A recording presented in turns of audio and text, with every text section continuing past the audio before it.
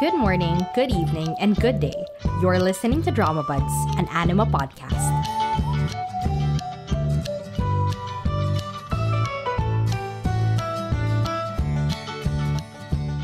So hello everyone, welcome to today's episode of Drama Buds, which is a pretty chill episode because I just wanna redo something that I did 2 years ago in season 1 of this whole podcast. My last episode on how I rated dramas was from 2 years ago. So a lot has changed in, I guess, my personal rating system. So have you heard of the site MyDramaList? I'm pretty sure you have if you've tried to search, like, where have I seen this actor before? Or what has this writer, what has this PD done before? I'm sure it's one of those sites we go to. So I started using MyDramaList in mid-2022 because I liked how easy it was to track what episode I was on and just having the whole database of all the K-dramas out there available to me. Very useful. I do like their system. But, the rating system that they have on that site was both a blessing and a curse to me, like mentally.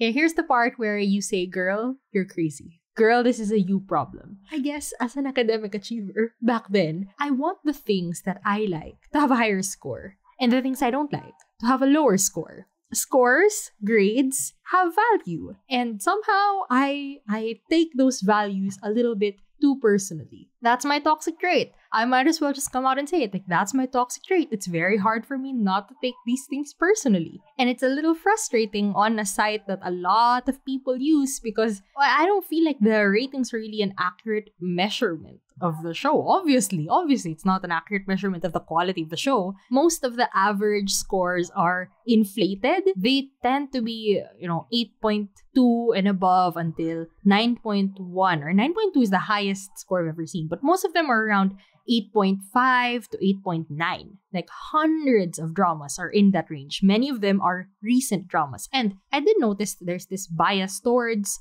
recent dramas. Dramas, post-Goblin. I really do think Goblin is a marker of the modern day K-drama. But shows that are from, the early to mid 2010s, and especially the 2000s, they're ranked lower. They tend to range in the 7s, and rarely do they reach the 8s. There's also a bias towards dramas that are widely available, also known as those that are on Netflix, because there are more people rating that drama. And so the outliers that give lower rankings are drowned out by, the huge volume of people rating it really highly. Meanwhile, less popular or less widely available dramas have a lower score because there are few people rating it. So if one person gives it a 1-star rating, that has a bigger effect when there's a sample of like 300 raters versus one 1-star review in a sample of 3,000 raters. I'm not going to explain statistics to you because I can't, but I feel like there's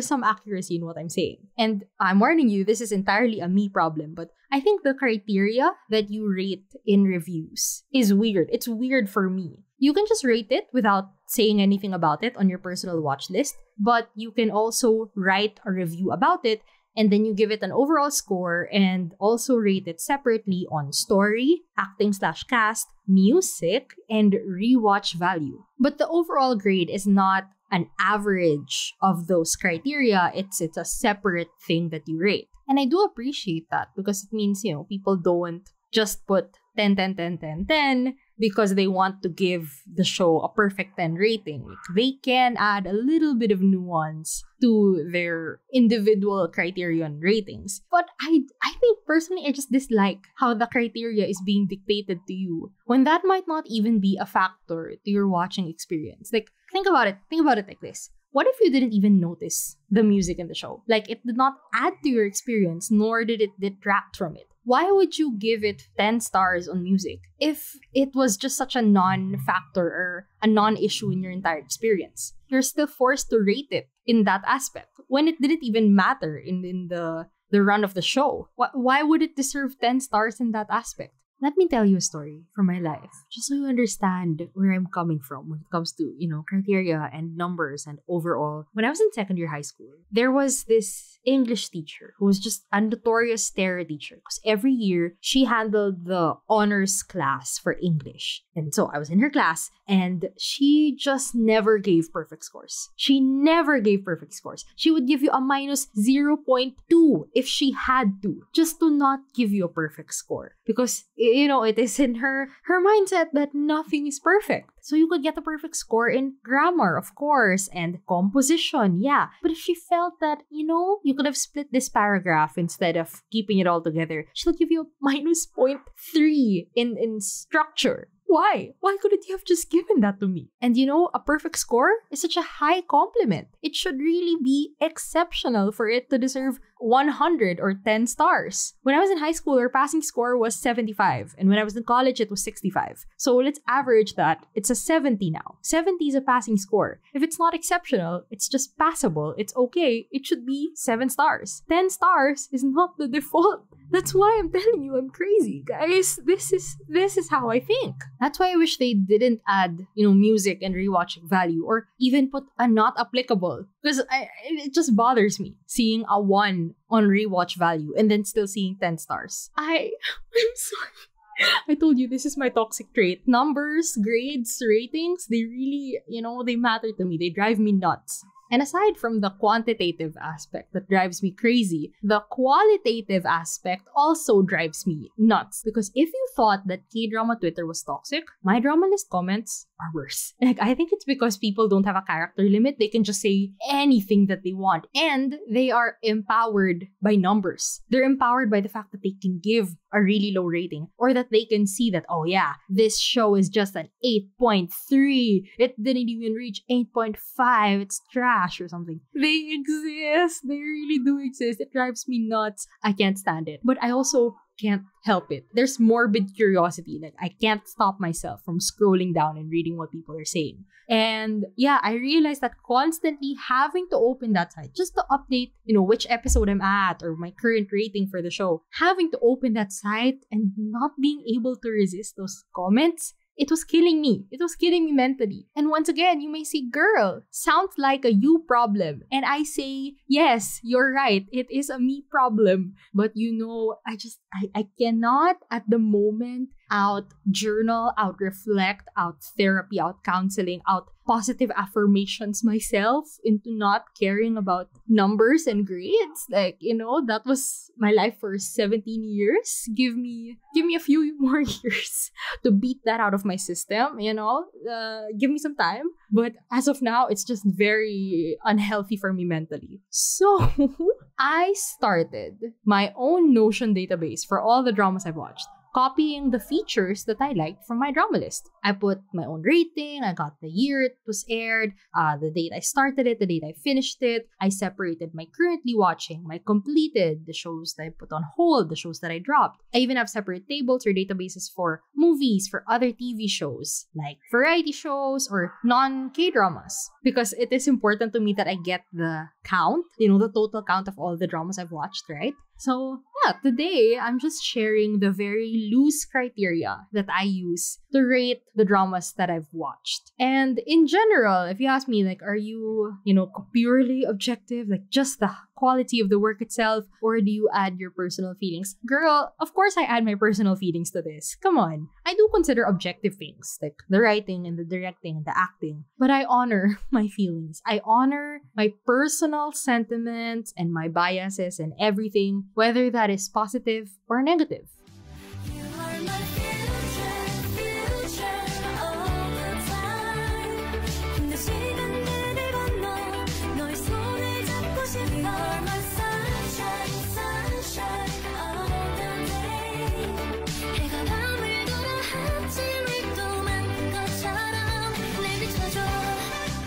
So throughout the course of this, explanation episode, I will give examples of which dramas I placed in these ratings, in these rankings, and, generally why some of these dramas are here. Now, starting from the bottom, I don't rank dramas that I've dropped. unless I've finished at least 6 episodes, usually of a 16-episode drama, or half of the drama. Like, I've seen enough of it to have a general impression. But if I've only watched the first 2 episodes, I feel like that's unfair to give a final verdict on it. And, well, this kind of mattered when I was online on MyDramaList. But now that it's my own database, it doesn't really matter because it doesn't affect anyone's scores anyway. So I reserve 1 to 4 stars for the dramas I didn't even bother to finish.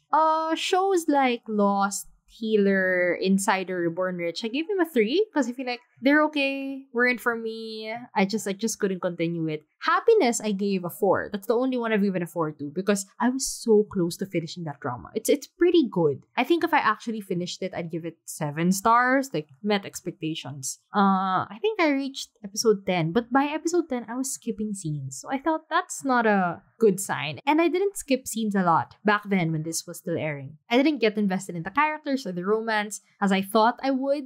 Given the tropes, I would love friends to lovers forced cohabitation. Come on. And then when I found out the ending, I didn't care to see it anymore. So yeah, I mean, it's okay, right? You won't catch me saying bad things about it. I just didn't care enough to finish it. Okay, let's move on to the actual ratings. Starting with 4.5. I describe this as, I wish I could get my time back. It's like, I wish I could just turn back time and get those 16 or so hours back because why did I watch this? And only 3 dramas have gotten this honor. The honor of being my lowest rated shows. Doctor Stranger, Love Featuring Marriage and Divorce, and Sisyphus the Myth. You know what I feel about those dramas. I truly wonder why I wasted my time. I genuinely wish I could take my time back. 5 is a little bit better than that. Like, I still wish I could get my time back because it was bad. But I enjoyed at least one aspect. And the only drama that's here is Persevere Guhera. Yes, that show was bad. Badly written, badly directed, badly acted. But hey, the music was good. The performances were cute. And, at least there's one good thing I could say about it. The others, I truly cannot. I don't have anything in 5.5 yet. We'll see if I ever find a drama that's slightly better than 5, but still not even good enough to get a 6. And a 6 to me is, why was this made? What was this for? Or why did I watch this even? Clearly, this wasn't made for me, for my tastes, for the things I like to watch. And I don't feel like it was a colossal waste of time. Like, it wasn't objectively bad the way the ones that are in 4.5 or 5 are. Like, objectively, that's just really bad. 6, maybe objectively it could be good or it could be okay, but I had to push myself to get through these episodes. There are quite a lot of them. I won't list all of them down, but for example, we have shorter shows like Dr. Brain, The Silent Sea, Soundtrack Number 1, One Ordinary Day, Love Struck in the City. This was only 30 minutes per episode and I was still skipping through it. I was really only here for the Ji Chang-wook and Kim Ji-won storyline. So everything else I skipped. And also Yonder. Yonder was only 6 episodes and I still had to push through it. And then there are the longer shows where I really, why didn't I just drop this? I could have spared myself the time, the effort, the exhaustion, just not finishing this. And we have Jirisan and Nevertheless, right? I just wish I didn't. I mean, some could say good things about it. I could say some good things about both of these, but it was just such a struggle. Next, 6.5. I describe this as, it would have been okay. It would have been a 7, which to me is met expectations. It would have been fine if it just didn't have this one aspect that was so disappointing. Let's put startup here. I could have liked this. This could have been just another basic drama, but then it was the toxicity. It was the online discourse. I hate it. It gives me more flashbacks thinking of the show. And I'm also thinking of removing this from my completed list because around episode 8, I just started skipping scenes as well. And I didn't even watch it. I didn't even tune in when it was out on Netflix. I would just scroll Twitter and Reddit and see what other people were saying about it. I feel like, I knew enough of what happened, but I didn't actually watch it. So I feel like it's unfair to put it in the dramas that I've completed. So if my total count ever changes in the future, it's probably because I've decided to remove this.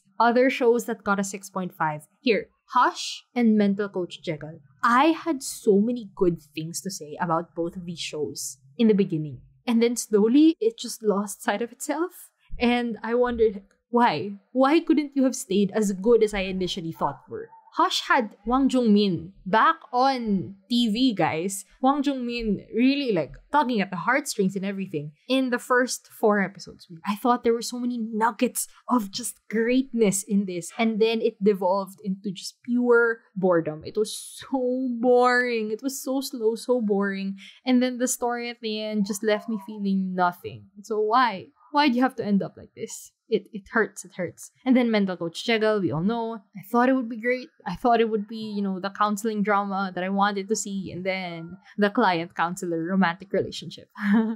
It hurts. It hurts that this happened. And then, okay, subgroup of this shows that I had expectations for, and then those expectations were not met. I was very disappointed. Hospital Playlist 2 and Money Heist Korea. I had very high expectations, of course, because I loved Cosplay Season 1. And of course, Money Heist, I watched the original and look at that cast. I thought this was going to be amazing. This had to be amazing. And then that happened. I think I should also remove Money Heist Korea from my completed list because this is only the first half of the show. I didn't watch part 2. And I feel like it's unfair to rate the entire show when I didn't even actually finish it. So maybe my count once again will change when I put this on my dropped list.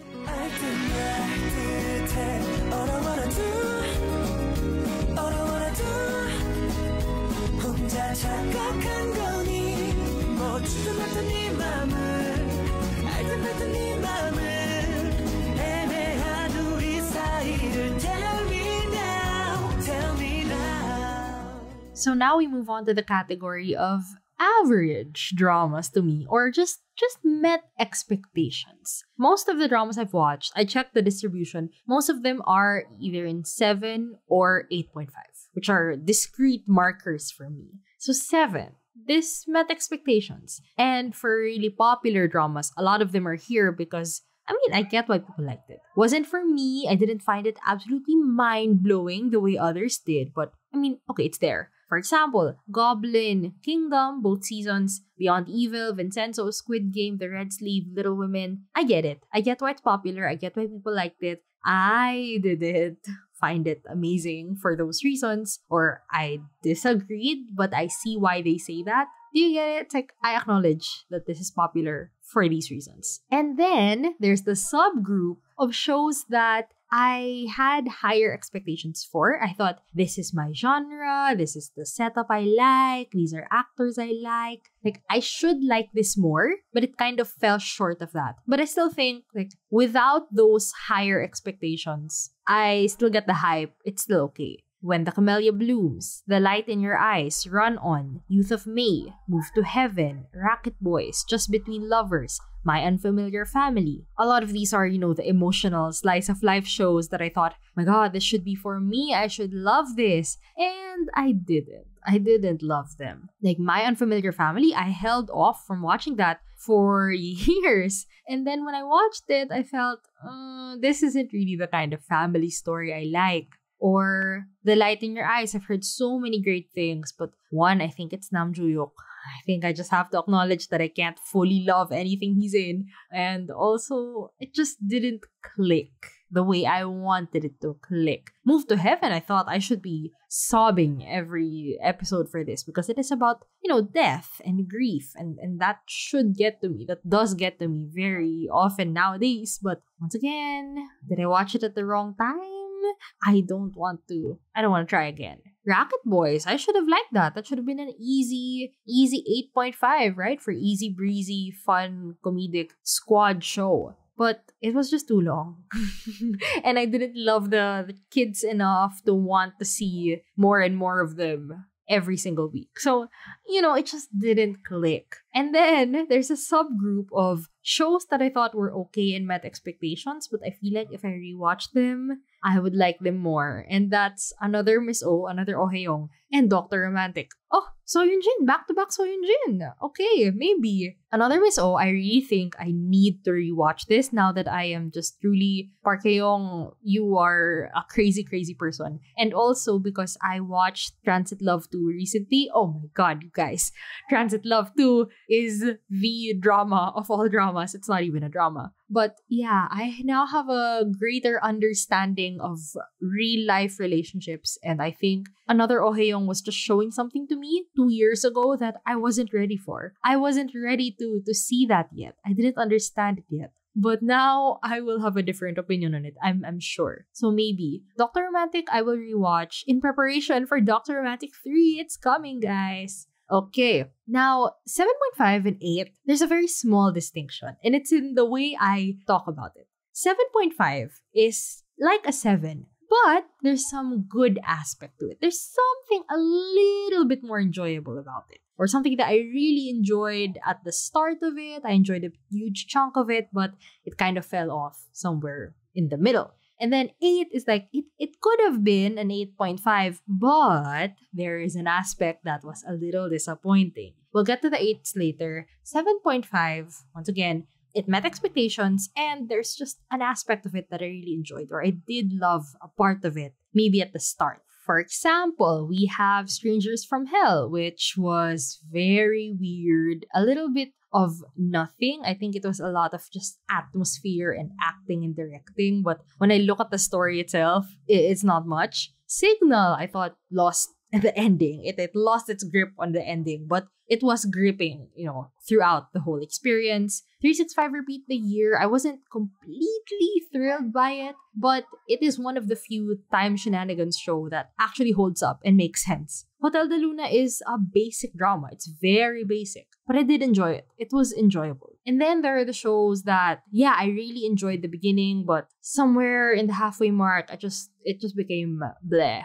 Okay, get ready for this. Reply 1988, Hometown Cha-Cha-Cha, Our Blues, and Extraordinary Attorney Woo. The first halves were great. And then the second half, I'm sorry. You'd expect that I'd love 1988 a lot, right? Yeah, I'm sorry. My general Shin PD sentiment is that it's always, 30 minutes longer than it's supposed to be. Hometown Cha-Cha-Cha, I did enjoy it until they got together, and then it just was a basic rom-com. Our Blues, yeah, it's an uneven experience all throughout. Extraordinary Attorney Woo, great first half, and then just a stark drop in the second half. And then there are shows that I think are pretty good, and I like them, and they are objectively good, but it didn't reach love levels. Mr. Sunshine, Black Dog, Hi Bye Mama, and Navelera. Like, I didn't love it. I liked it. I didn't love it. Now we move on to 8 stars, which, as I said, 8 stars is like, it could have been an 8.5, but there was just something missing, or something that sucked about it, or something that was disappointing. Okay, I put I Hear Your Voice and Miss Korea here, which are both dramas from 2013-2014. I guess the aspect that is, disappointing or wasn't that good is, of course, it's dated. And as much as I really do love aspects of this, like, seriously, I can still talk about Mr. Cha's whole moral dilemma storyline in I Hear Your Voice. I can still get on that train because I'm in love with it every time I remember that Park Ye-ryun can write complex situations and complex characters like that. And Miss Korea, I can go on and on about how, the actual Miss Korea competition wasn't the main event. It was really how they struggled through the financial crisis and how they continued to struggle in life, but life kept going, blah, blah, blah. I could still go on and on about that. But, I do have to acknowledge that it's a bit dated. It looks dated, feels dated, and I can't get past that. I can't easily recommend it to others because of that. And then we have Fight for My Way. Fight for My Way is an 8. Although it is a good rom-com, I like the rom-com, I have to admit that it kind of lacked chemistry. It kind of lacked chemistry for me. And I'm not saying this because I've seen Kim Ji-won with Son So-ko in My Liberation Notes or anything, okay? Hell, even Kim Ji-won with Song Joong-ki in Arthdale Chronicles as Saya, not Unsom, Saya. Even there, I thought she had more chemistry with him than with Park Seo-joon. So that's why even if it's a good rom-com, it's okay. They're not awkward with each other. It's not bad. I just didn't feel it as much as I wanted to. Although I did like the youth story of them chasing after their dreams. That part of the story is okay. And I do trust this writer. I do like this writer. And then next subgroup is for shows that I really loved and raved about. And then the second half just fell. Yeah, it just dropped. And these are You Are My Spring and Love All Play. Yams was good and I liked it, but it just got boring. It just got boring halfway through. And then, what's his name? Ian Chase's story went nowhere for some reason. But like, I like the actors and I love their chemistry and I love them. Love will Play, similarly, I hated the Junyoung storyline. I hated the unnecessary angst, unnecessary breakup. I wanted it to be more about sports and less about, Park Tae-young just hating herself and pitying herself too much. But yeah, the huge chunk of the middle was very annoying to watch. There, could have been an 8.5, could have been an easy breezy rom-com recommendation, but alas. 네 눈앞에 왔잖아 내가 여기 있잖아 너의 입술로 말을 해줘 Say yes 나도 모르게 너에게 가고 있나 봐 부는 바람에 내 맘 전할래 Love is 간지럽게만 느껴지던 눈빛 8.5 is for good dramas. I love these dramas. This is the point where it's easy for me to recommend these. Like, I'm sure a wide variety of people will like this. Or even if they don't, I'm willing to take the risk because I think it's that good. 8.5 is, I like this drama. I enjoyed it. I will easily recommend it. You see the difference of how I talk about 7 versus 8.5, right? But most of the dramas I've watched are either in 7 or 8.5. Many of the shows that I watched in my first year of K-dramas are here. We have Crash Landing on You, The World of the Married, Sky Castle, It's Okay to Not Be Okay, Flower of Evil, 18 Again. These are popular shows that I would easily recommend. I don't fully trust my rating on these because, as I said, these were from my first year of K-dramas. I mean, my tastes have changed and yeah, there's just the newness of it, right? The being a new K-drama fan kind of put those a bit higher up because they kind of formed my standards at the beginning. These were very popular dramas back then. But, I will trust that my 2020 self was kind of right about these. I don't want to revisit these. Then there are the shows that are a little bit harder to recommend, a little bit more niche, but I really do trust that I love these genuinely. One Spring Night is very frustrating. Some people may find the emotional cheating off-putting, right? It's very slow, it's very quiet, the songs are repetitive, but by God, I love this show. Do You Like Brahms is also very frustrating at times. Some people may not like the very introverted and meek, quiet female protagonist who's not good at what she does. They might not enjoy the love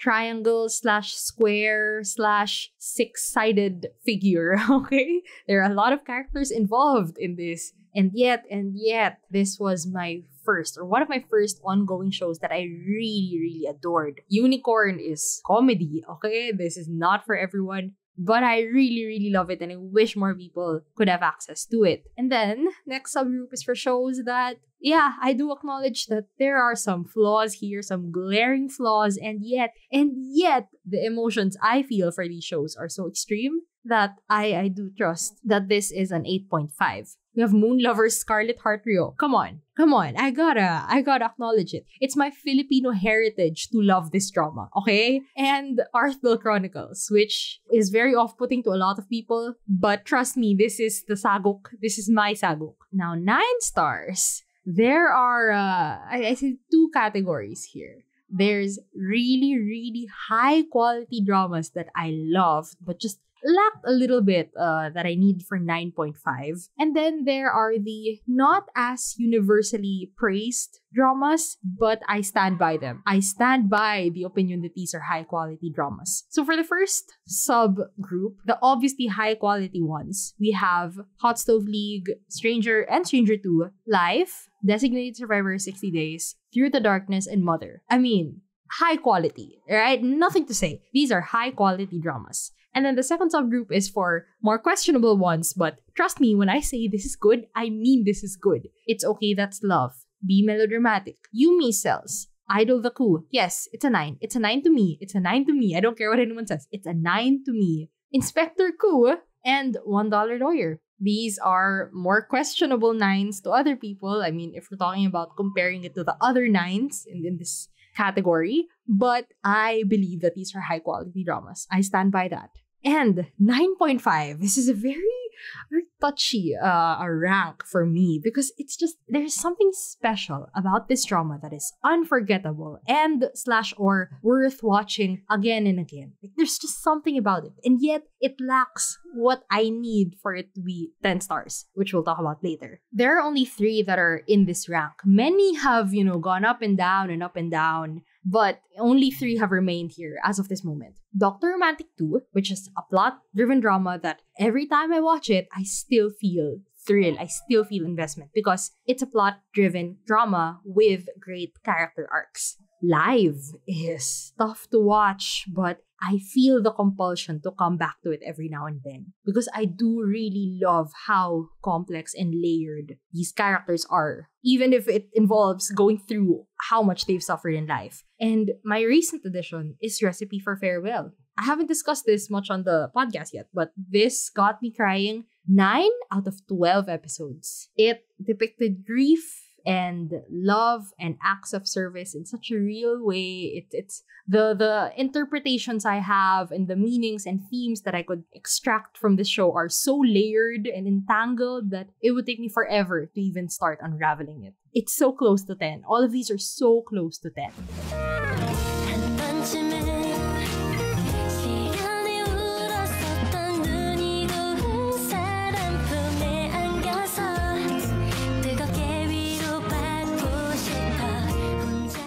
So, for the elusive 10-star rating, I would like to quote my girl, Yomi Jong from My Liberation Notes, as I always do. My life is divided into 2 parts, before and after I met this drama. And that's it. That's all I'm looking for with a 10-star rating. There was a version of me before and after I watched this drama. So for the longest time, Hospital Playlist was in 9.5.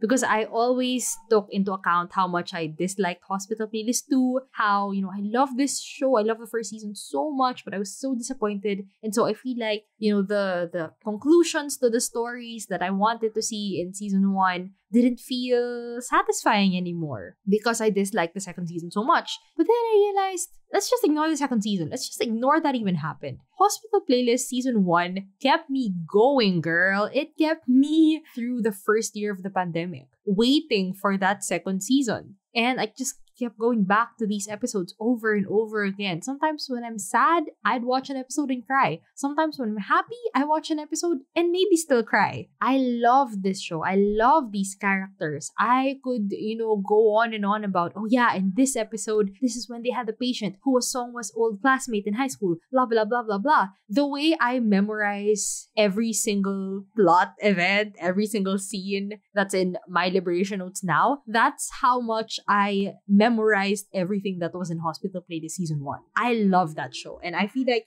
I have to honor that. It's so unfair to that first season to judge it or to put it down because of how much I dislike the second season without honoring what the first season did for me throughout the first year of the pandemic. So Cosplay was not my gateway K-drama in the pandemic. That's really Chloe's distinction. But Cosplay was what made me fall in love. And there is a me before Cosplay and a me after Cosplay. Next drama that got 10 stars was Missing. That drama made me start this podcast. So there's a me before I started this podcast and a me after I started this podcast. So Missing definitely deserves 10 stars. My Mister got 10 stars. Of course. My Mister raised my standards for how good dramas can be, for what I can feel for characters, for their suffering, how much I can root for people and want them to be happy. Dear My Friends is the next drama that got 10 stars. That also raised my standards. That's the closest I've gotten to meeting my Mister's level of intense emotions, of life learnings, of just wanting to sit with these characters forever. And Dear My Friends is very unique. How often do you see stories about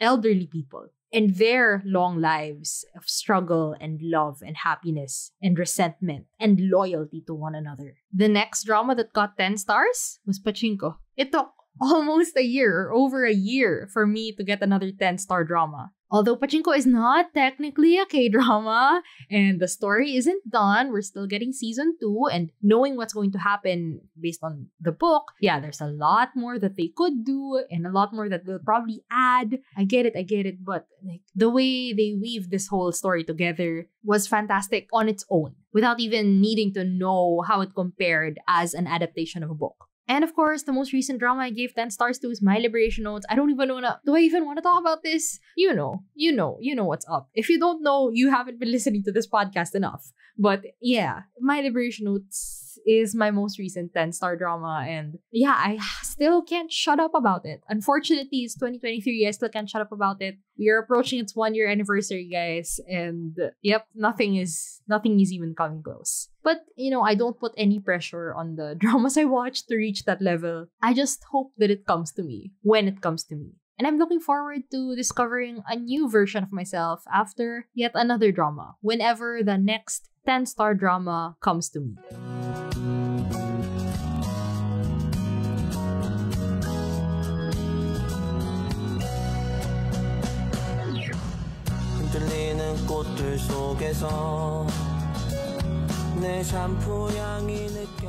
So that's it for me today. I hope this was helpful to some people. I know there are people who are like, what does 8 versus 8.5 even mean? Blah, blah, blah. Like, it is hard to come up with this stuff, especially for someone like me who is very easily, dragged around by my feelings at times. Listing things down like this and trying to be more clear with my criteria, it helps at least. And I change these very frequently. Like, sometimes I just look at a drama and think, you are not a 7.5. You are getting lucky, okay? Go down to 7.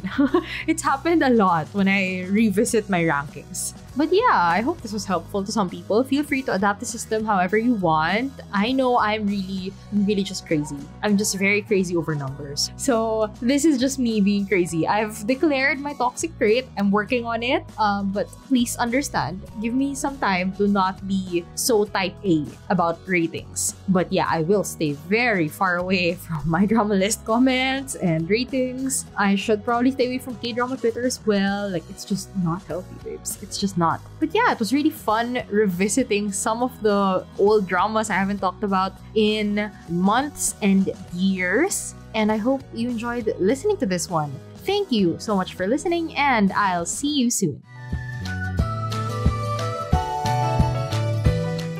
Thanks for tuning in. Feel free to leave a comment, like, subscribe, follow, and tell me what you thought about today's episode. See you soon!